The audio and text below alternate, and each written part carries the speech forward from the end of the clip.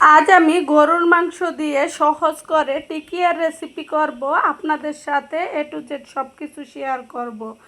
তো চলেন কথা না বাড়িয়ে কাজে চলে যাই। এখানে কিছু বুটের ডাল আর কিছু মাংস একদম ধুয়ে পরিষ্কার করে নিয়ে নিচ্ছি। আদা রসুন বাটা, গরম মশলা ও ধনিয়ার গুঁড়া, জিরার গুঁড়া, আর দিয়ে দিচ্ছি স্বাদ মতো লবণ, হলুদের গুঁড়া, মরিচের গুঁড়া।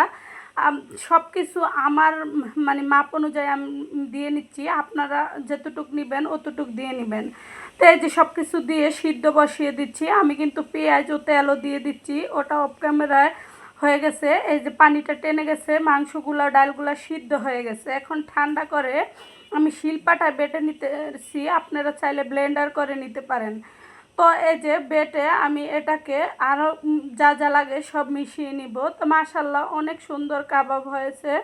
এই যে এখানে আমার বাটা শেষ। এখন পেঁয়াজ কুচি ও মরিচ কুচি, একটা ডিম দিয়ে আমি ভালোভাবে ম্যারিনেট করে নিব।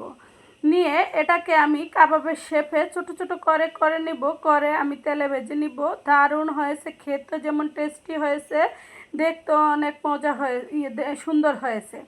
তো যে যেখান থেকে দেখছেন অসংখ্য অসংখ্য ধন্যবাদ। অনেকে দেখছেন হয়তো লাইক ফলো করেন না, অবশ্যই লাইক ফলো করবেন, উৎসাহ দিবেন। এই যে এখন আমি ভাজতে চলে আসছি।